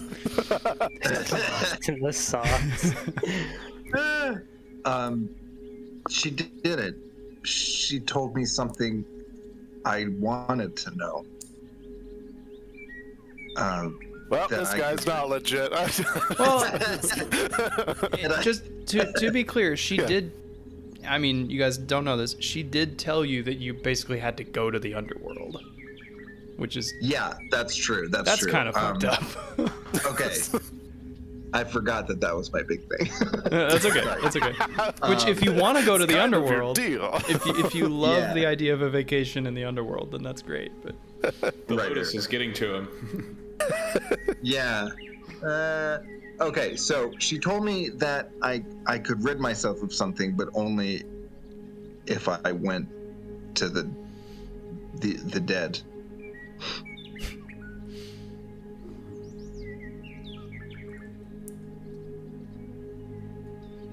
All right.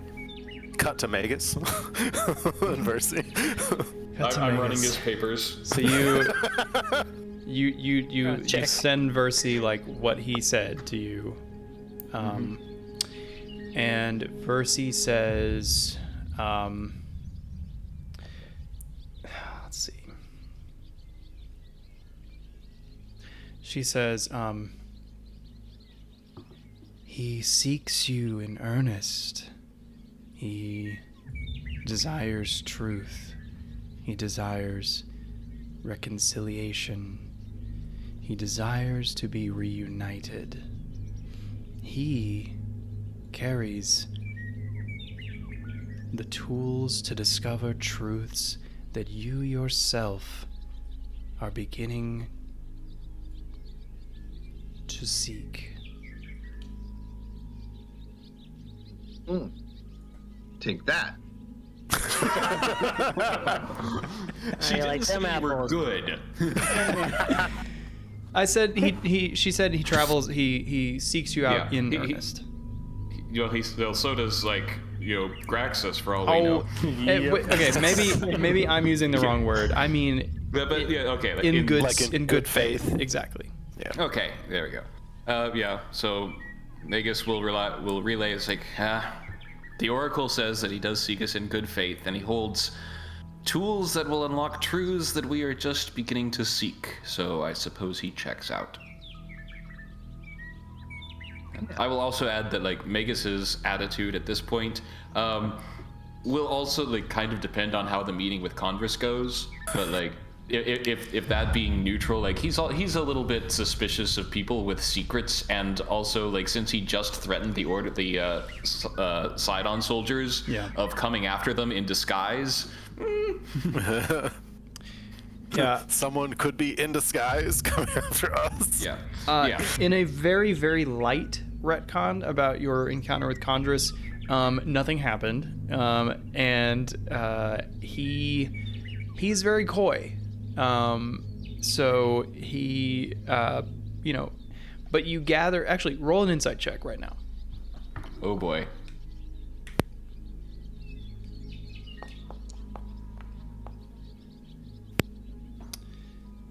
That's 13. Probably not important. If you want to. Well, actually, because of the purpose of why I called that meeting, I would be wanting to suss him out more. So I am going to use another inspiration to add 5 to that. I figured you would. I want that to be an 18. I figured you would. So an 18. He has this very nonchalant swagger, this coolness about him. That you find irresistible, right? But but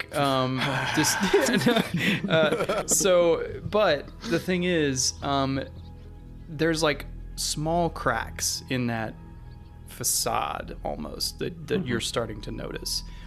There's this insecurity bubbling under the surface. He's a servant of Lutheria, but you almost detect jealousy of you. Well, of course. But... regarding the Lady Yes, of yeah. Dreams specifically.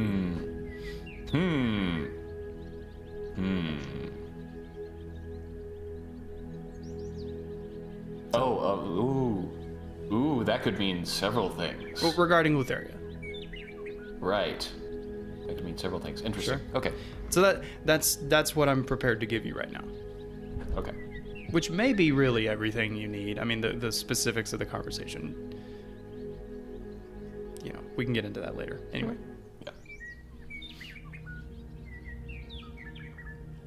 I mean, Alright, so well- like, I mean, Megas just verified that. Okay, like the Yeah. Oracle says that he's fine. What? Fine. So at that, Shade would step forward and say, "All right, looks like you're traveling with us, at least on probation." The name's Shade, and he would offer his hand to, like a handshake. His paw. Okay. I shake his hand and I say Theagenes. Diogenes. All right. Well, let's get moving before anyone else following us shows up. Was anyone following you? I don't. You asked the wasted guy. You never know. I say with your perception check you rolled earlier, you didn't get any feeling that there was anyone else close. Okay. So he came in at like last call for people following. everybody was either basically everybody at the tavern was either asleep, passed out, or already at home. So you guys left pretty early. Yeah. So you guys have about like 19, 18 hours. I can't remember how that shakes out. I should do math. Actually, I think that kind of works. Yeah, that would take us from 6 a.m. to midnight. Perfect. Actually, that's perfect. So you travel. What do you talk about? Anything? Oh. Unless somebody else gets something. Shade would be more or less kind of almost not quite like harshly, but somewhat grilling Theagenes about what his like combat capabilities are and what role he would play in the party. So It's very trying to be Shade. like, all right, yeah, tactics. You gotta cover the tactics. We just had a new player enter the game. We gotta assign him into the role. So he'd just be discussing those type of things about how are we going to act together? How would this change how we'd approach a situation? Sure. He'd be specifically interested in how he seems fairly heavily armored and how that would be like, ooh, somebody else in the front line to help, redirect. So the people, Theo with his cannon, Magus with the spells, and Falben with all the knife from the dark. You and me, we're the ones in the spotlight. We're the ones that want everybody's attention. So, but if that's not how you are gonna be in combat, stay on my shoulder, and I'll take the brunt of it. I fight in the front. Good man. And, Good man. Actually, real quick, Shade, I'm going to say you get the sensation that Theagenes has some professional combat experience. Ooh, interesting. Just from the way he's got his armor, like, situated, and the way he holds himself, and yeah. Cool. So he would definitely have kind of a notch of respect in Shade's book with that, He's got his stuff together when it comes to combat. I'll add to that. People who fight me tend to fail. Mess don't. with the best. Yeah, so that'd be most of what Shade would be wanting to figure out. Can I tell that he's high? Roll your own insight. Given Magus's circles that he's run in. Sure. You've been under your fair number of bridges. A 13. I don't know that it's like immediately apparent. I mean, it might cross your mind, but you don't have anything like hard evidence sufficient to back up a claim. It's like you just met him, so it's like that might just be how he is. Yeah. I don't like. Are his eyes super bloodshot and? I don't know. I don't really know Yeah, if that's yeah. what Lotus does. Well, but- okay, so literary note: we don't actually know what plant the lotus eaters were eating. It's called a lotus, but like, so symptoms I don't know are entirely made up, and I haven't. I thought mean, about we're in it a yet. fantasy realm, so it can be whatever the heck you want it to be. Right. All I know is that it causes apathy and forgetfulness. And since you did mention that you have devil sight, I don't know if you have that shown in like any physical characteristic, but I'd like to think that your eyes look funny anyways. Sure. I'm just saying from my perspective. Yeah, there's definitely a big old spooky vibe from this guy. Sure. I do look sleepy. He's just a sleepy little guy. He's just real tired. Is he a narcoleptic? Just fall? He just needs a small sleep. What does Theo's read on Theagenes? The other name.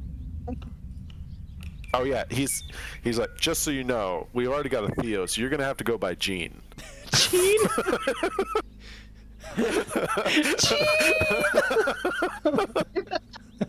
I love that that's the reference we went to. Ooh. That is like deep tracks Arrested Development. We'll figure out nicknames eventually. I'm sorry. As soon as you're you good. said your name, that's where my mind went. I didn't realize there was a Theo, sorry. That's fine. No, it's fine. It's fine. I mean, anyway. But what is Theo's like read? Sorry, my headset cut out, and I just heard. What is Theo's read? My read is currently. I have no idea what you just said. What is Theo's read on the new guy that's traveling with you now? He's kind of sus. Okay. When you meet somebody, come and run a corner, and they look like they've been doing stuff, and say that their goal is to where dead people are, and so yeah, he's kind of got an eye on him. Has Rue watching him, making sure that he's not doing anything untoward. But got the old things ready to go. Cool. And Falbin, you already introduced yourself, but any internal thoughts? Falbin has decided to give Theagenes the same level of trust he gave the rest of the party the first time they met at the Sour Vintage Inn, because Theagenes has the same papers that they had. So Yeah. he's very guarded. Right. So it's a mildly awkward trip, but you make your way. You eventually do connect with the river, and you pass fishermen occasionally. Some of them tell you the rumors that I told you earlier. And the further along the river you go, the less traffic you see. You notice that the river is starting to descend further and faster, and it's starting to break up into these frothing rapids. The water, it starts to, the longer you travel, it flows and roars with treacherous speed. You can see large, sharp rocks jutting from the water, making the river even more dangerous. It seems like from here on, it's going to be too dangerous to to travel by boat, which is probably why nobody does. But if you do need to swim across, it's also going to be very difficult. So,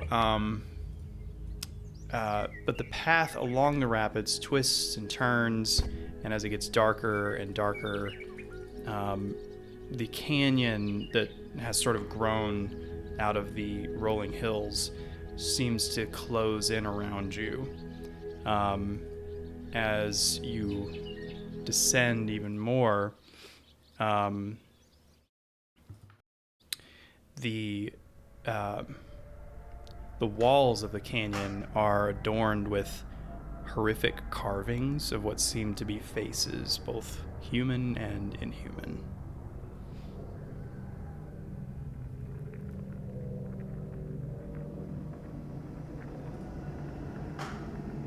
Do I recognize them from any religious context?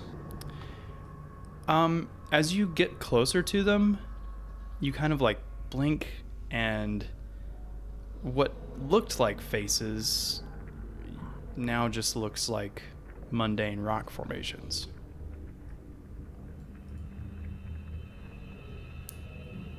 See, nothing to worry about. Let's see. Oh, I'm going to use that tool that you guys mentioned earlier, the party overview, so that I can look at your passive perceptions. Let's see. Okay. Thanks to super busted rolls that we did for character creation. Thank Theo. As you guys make your way further down the path, the narrow path through the canyon that follows the river, the canyon grows narrower. Cold winds start to assail you, howling through the canyon with a blood-curdling sound. It sounds like a distant, inhuman scream. And all of you can tell that the cliffs are moving together, and the wailing does seem to be coming from these faces that you're seeing in the walls, even though like when you get close to them, it's like you can't register it as a face anymore. But you start to notice the cliffs are moving inward towards you in a bad way, in an Indiana Jones way. So you guys have a short window to react. So just to get it clear, like there's no longer a large river in between the cliffs. Yeah, it's so like... the cliff, the path pushes up against the side of the canyon, and the water, the river, it narrows until it actually vanishes under the rocks. Okay. All right. And what do we see up ahead? A very, very, very narrow opening through the canyon walls that are rapidly closing in. Like, does it just look like it's a long straight hallway that's just going to squish us if we try and run along it, or is it like, does it actually end from what we can see? It does end, but you're going to have to make quick work. All right. Yep. Let's go. Shade dashes. Shade grabs the baby carriage with the old Trias boat. Let's get out of here. Okay, you dash. What is the order? Because at this point, it's single file. Seems Maybe like arrange yourself on the map there. Falvin might be in the front, I guess, maybe because of perception and speed. Okay. I mean, Shade's pretty quick because he's got 35 feet of movement standard, so he's going to have the baby carrier with him. Like, he'd be towing it right behind him. Or, actually, no, he'd be pushing it in front of him. Pushing it in front of him. I'd say you could probably just carry it. Like. Yeah, well. But yeah. He's just making sure it goes, too. Okay, Shade's in the front. Magus is intentionally in the back. Okay. Once he recognizes that this situation is happening. Okay. And yeah, Theo is in front of Magus. Can y'all line yourselves up on the map, please? That? Where's Theogenes? He's this shield icon. Basically put him dead in the middle. Where I don't. Oh, I see. Okay. So we're which direction are we going? Is this the front? Yeah, or yeah, is yeah. this the You're front? going to the right. All I right. want to be anatomically correct. Yeah, absolutely. I feel like I'm gonna try and be up front, like I said I was going to be earlier. Perfect. Kyra's already passed you, and she's through to the other Oh, side. yeah. Oh, Kyra's scouting. It's fine. Kyra is she's the goddess of music and running fast. So that's what she does. Okay, so so everybody's speed. What do we got? Shade's Majestic. 35, right? 35 feet. Okay. So he's hustling. Okay. There is 80 feet that you need to clear in 2 rounds. So sorry, yeah, sorry, it's 1 easy. round. Oh, in 1 round. Oh, that's Oh. easy. That's easy. 80 feet? I could Misty Step and just walk the rest of the... Okay. But yeah. I want to make sure that, people are able to make it. I wouldn't want to just, be the only one who could make it. 1 Okay, round. so- yeah. 80 feet. Be in this together. There's So no what's- running in this. It's just a double move, right?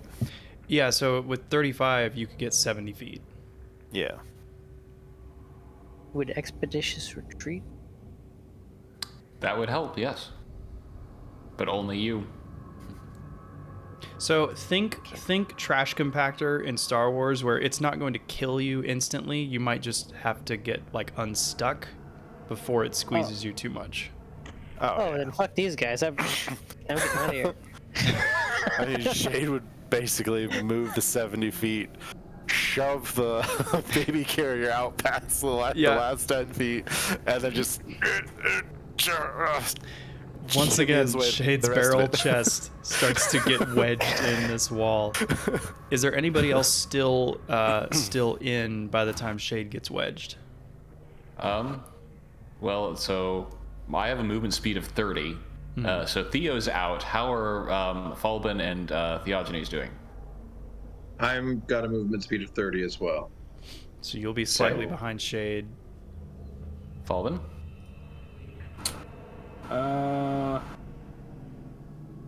My brain is not working for some reason.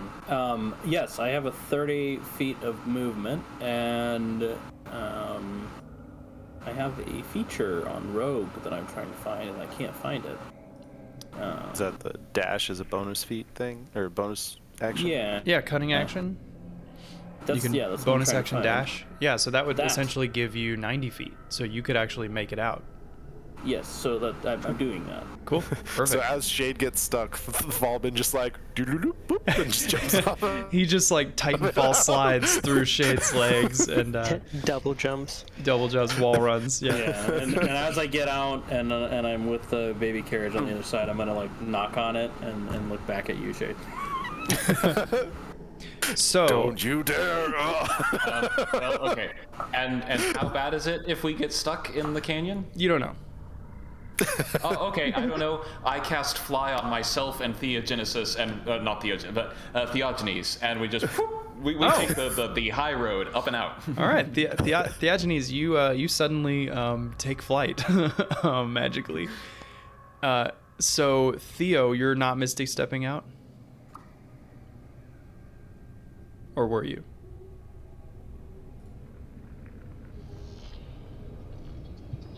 I thought he said he was. Are you there? Yeah, I think as soon as he heard that it wouldn't be instant Oh, death, okay. he said, "See ya." Okay, so Shade, I'm gonna need you to, as the wall starts to pin you, please roll an athletics check. Athletics. Oof. Wow, an 18. Wow, okay. I got a lot in athletics. You're very strong.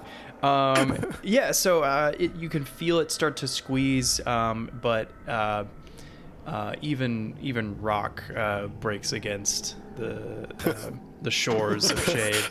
There's a slight shade-shaped indentation in either wall as he scrapes his way through. Yeah, some of your fur scrapes away, but you are able to make it out undamaged. And as you all are to safety, the walls eventually close fully.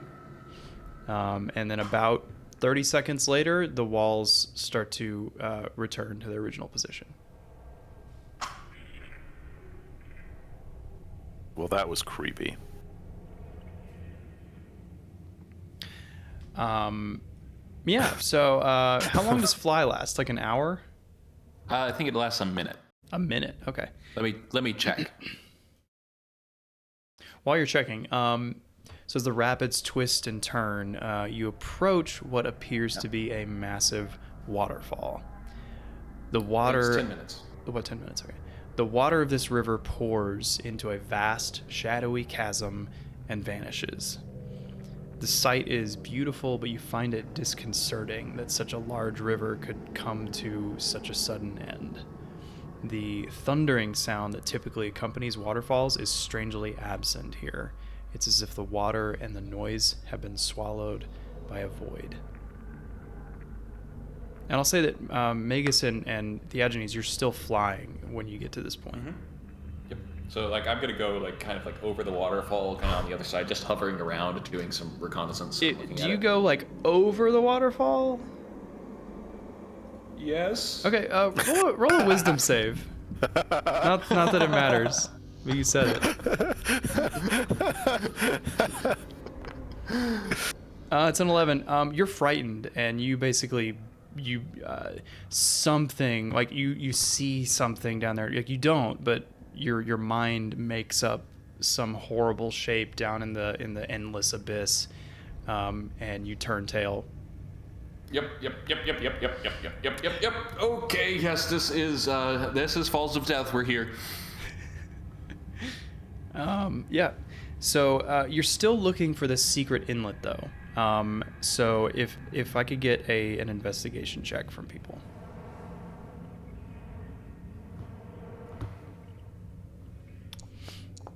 And we will be wrapping up soon, just FYI.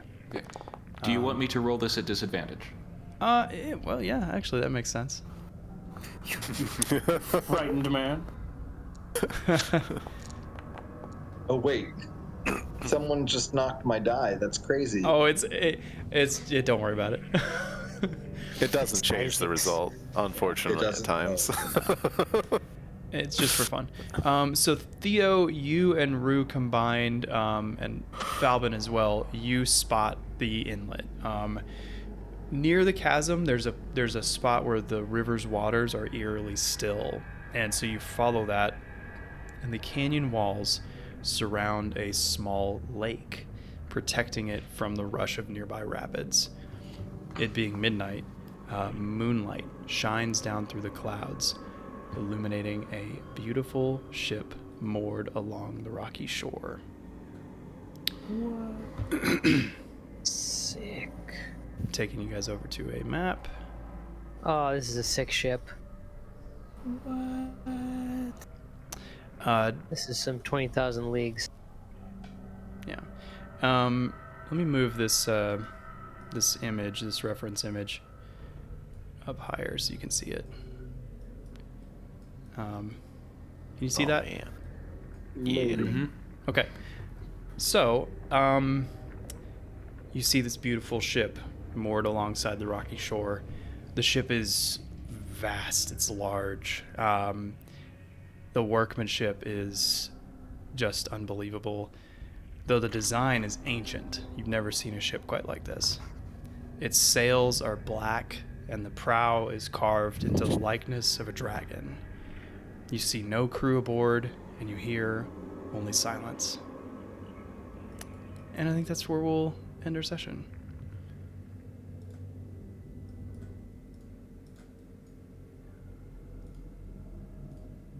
Oh man. Maybe I shouldn't have used my 4th level spell slot, but it's the one I have that's needed to cast the thing that does radiant damage. Use that up, getting Jean to safety before we encountered the ghost ship. No worries about the ghost ship. You think there's ghosts? All those Well, icons that just disappeared from I the deck. forgot that they weren't on the GM layer, so that's my bad. Betrayed by technology once again. Trained by technology. Anyway, but yeah, so you finally found that gosh darn Ultros. And this is my own little AI ship creation that I Nice. I say my own. Anyway, the sails should be black, but what are you gonna do? Well, Cool. everything is black for me. I actually can't see it. Oh, your token. Oh, you don't have a token on the scene. Hold on one second. There it is. There you go. Cool. Bask in the glory. Bass. You bask. Yeah, cool. So we're finally here, and we have a new guy, and this is his jam. However, but before we allow you to venture down into the underworld, you must sing Orpheus's Lament from Hades, and you have to hit all the high notes. Go. Oh boy. Performance. Tomorrow morning. Tomorrow morning. Cool. So, all right. Well, next time we will get aboard. What were people's standout moments? Anything? Anything that stuck out?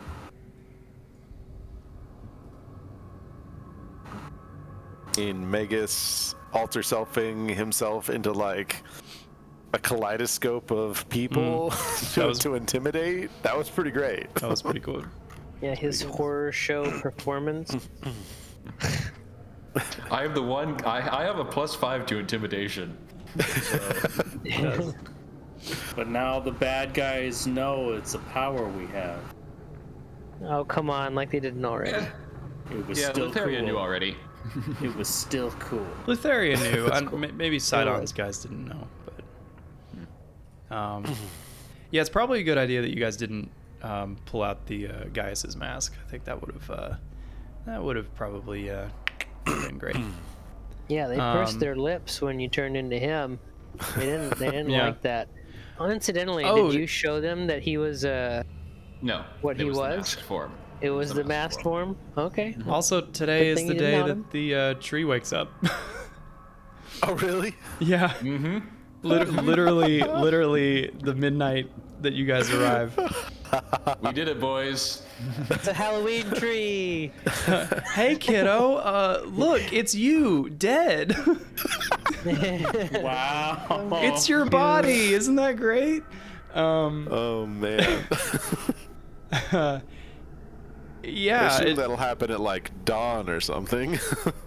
I don't know. It depends on how much I want to okay. hurt you guys' feelings. I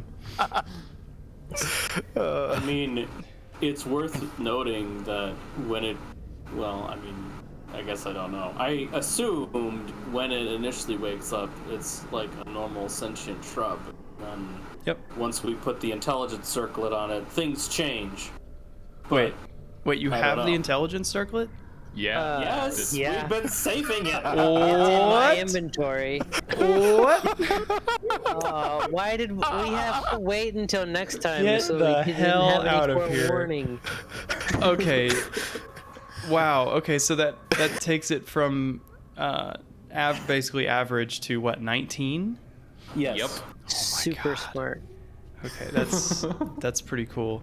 So So, anyways, I was just saying maybe we're not going to put the circlet on it right away, so it may not comprehend the yeah. trauma Oh, of we the want to keep situation it. we're in. We want to keep it stupid. Is that what? For a Well, moment. you're not like depriving it of like its natural it's its natural state. It might be, I don't know, whatever. Yeah, we don't know. We are We don't know. controlling its level. But it is a weird like moral position you guys are in, right? Like, Is it? we have this. Is it? It is. I mean, If you could be smarter, wouldn't you be smarter? I'm not even talking about the circlet. I'm talking about bringing this new life into this specific place. Oh, don't worry about that. This is great. You're gonna learn about death sooner or later. Okay. Wait till they see my cockatrix collection. It's gonna be awesome. All right. So I am using a specific mechanic for the tree. Tasha's Cauldron of Everything has a sidekick mechanic. Nice. Which basically gives you like kind of an archetype NPC that you can build. Ultri will start out as like a second level spellcaster that's kind of a cleric druid hybrid. So she'll have some limited spell casting, and then we'll have some like other like homebrew stuff we'll add to it. But she will level up, with you guys. She might be at a little bit of an accelerated pace to kind of catch up with you. But she will be, learning and growing. But she's very weak right now. Very weak. So keep that in mind. An awakened shrub taunt. I mean, an awakened shrub starts out with 10 hit points and a 9 armor class. So Oof. and the strength like the skills are basically 10 or below. Some of them, like strength, is like way below 10. So still gonna have to be very careful. Slap it in chainmail right off the bat. No. So you might want to Grogu it for a little bit. But she's gonna want to see the world. So it'll be a choice. You guys are good parents, so some of us. Technically, that's yet to be seen. Combined, we form one functional parent. Powers combined. Well, what should we name this guy? The episode. The episode?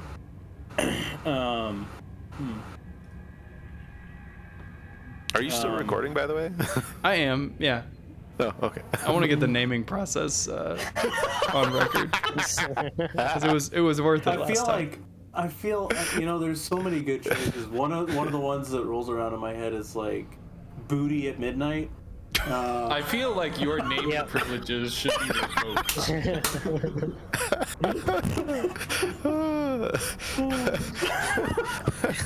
Well, what do you got? What do you got, Magus?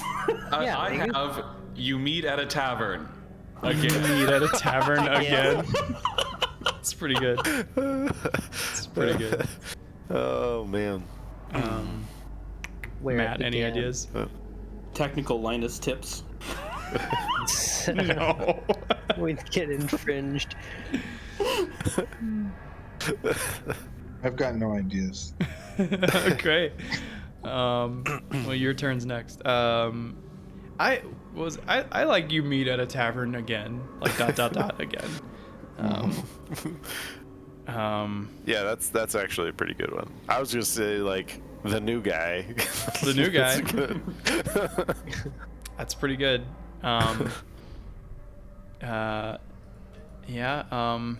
Shit. Okay.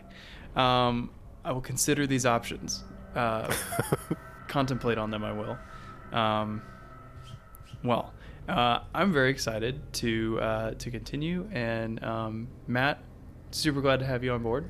And Yay. we do have a secret Discord chat like everybody else does. So any wacky character ideas that you have, we can hash them out in there. And Gray, we'll kind of go over like the specifics of you and Condris later. And I told you it was coming. It was coming. Caught me off guard. You caught me off guard, I gotta say. But I do like how it allowed us to allowed us to kind of stitch together the perspectives, because I wasn't really sure like when Diogenes was gonna like get first eyes on you, but I like that that's how it happened, because Condris being a part of his destiny. That was very out of the blue, but fitting. So I'm your density. oh man, good stuff. Okay. Oh, I was gonna say, Yeah. Matt, don't be afraid if you want to work with any of the rest of us on like any ideas you have on how to better integrate your character into the party. Don't be afraid to like message any of us. Yeah. Okay. Like, Great. Yeah. These like, if you- guys. unless you want to like broadcast to the whole group. If you wanted to like, okay, hey, I just want to work with Shade to figure out like, hey, if we have this type of thing interaction, we can show the rest of the party that, you know, I'm actually a good guy and we should like fully integrate you into the party. Like, and you want to just work with me on that and then act it out in the session, or if you have ideas with anybody else, I mean, don't be afraid to just message us. I don't know. I think that's great. I like the stumbling, halting. I think that's starting to become part of the character. So, Hey, whatever works. yeah. Interacting with the living is hard. Yeah. Yeah. Yeah. All right, so that's your defining quote. That's Quote wall. Interacting with the living is hard. But yeah, this group is really collaborative. Like, I like that we have a lot of like subsets of interaction. Like, we'll interact like as a whole group. Like, hey, what kind of stuff do we want to do? Or like individually, you guys reach out to me, or like between each other. And like, I think it's awesome. Like, because you know, it's better than an environment where like I'm just hounding you guys for basic answers to things, and you know, like pecking and scratching.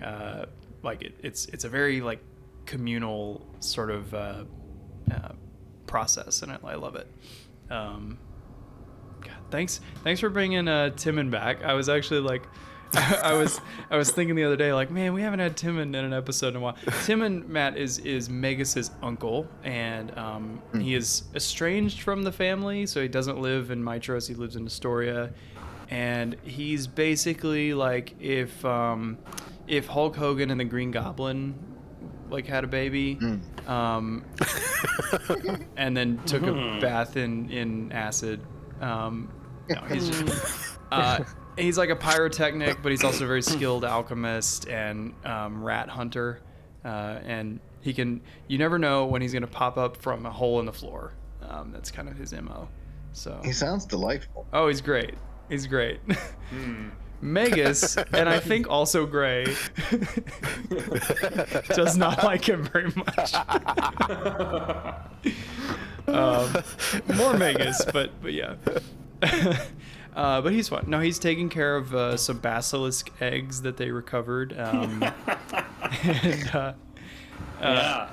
you guys hope to create an industry selling softening oil to. Well, I would like it if the Ultria tree could have, you know, our sidekick. If the Ultria tree could have a sidekick of basilisk, Oh my god. you get like a whole chain. 3 basilisks. Yeah. I mean, the thing we specifically talked about was it would be great if the old triad could literally ride a basilisk at Yeah. war. You Yeah. did. you You know, did say that. Like, And you know, she'll be a small creature for a little while. She's gonna need a So ride. it's possible. Nothing's too good for our little princess. oh my god. I'm still like, we still have talked through, because we mentioned it to Timon, is like the whole idea of like visors for the basilisks, so you could like flip Yep. it closed, so you're not they're not accidentally petrifying people, and then you go, they like flip it up. Yeah. So they're basically like too cool for school basilisks. They're like bodyguards in the Ultria. Yeah, get like the little earpiece things. Yeah. Love it. You guys are about to open this adventure wide open. Oh man, I am can excited. only imagine. I was a little like, I thought I read through the whole like canyon thing really well earlier, and then while we were going through it, I'm like, wait a second, wait, what? And so I'm sorry if it was a little vague what was happening. I was getting confused like halfway through what the actual dimensions of stuff were. So sorry if that was a little a little weird. I was just surprised because it's like, all right, you're following the edge of the river along this canyon. I'm like, all right, this is a pretty sizable river, and then it's like, and the walls close in on you. It's like, what? Where Yeah. did the river go? Yeah, I kind of It's also like, I'm expecting like this like 100-yard wide river, and suddenly the walls are crushing us. yeah, it kind of like skips the whole like narrowing slowly factor, so my bad there. But anyway, I was reading too much ahead into like what kind of stuff you guys are going to get into next session that I kind of overlooked the trek there. So whatever, it's Kind of just like to give what the lever does when it gets bit. Give it. exactly. It's just to give you a little spook, a little like Return of the King, like Road to the Dead thing, you know. That's Great. just Love to that. set the tone. I did like Magus flying over the gap. Yep. Because it's not great. It's not good. Wow. Yeah, like Magus has several spells that are now just like on permanent prepared, and fly is one of them. I just spilled water all over myself. Cool. Cool. All right. Well, I think that's probably good. And I know we got to go to bed, but thanks for joining us. And we're naming this one what? You Meet at a Tavern again, or New Guy? What's the vote? Yeah, Booty at tavern. midnight. No. Booty at midnight. Booty at midnight. I don't know. Let's roll a D3 again. We know what happens when we do this. I kind of want to, whether we actually use it or not, I kind of want to see the dice. You want to see what fate? What fate I want decides? to see what the dice would say, even Okay. if we overrule it. So number one is you meet at a tavern. ... Again. Number two is the New Guy. And number three is Booty at midnight. Okay, let's get that D3. Ah, yes. See, this is what happens. This is what happens. Can't argue with that. We're- Can't argue with that. I spit in the face of fate. Guardians make their own fate.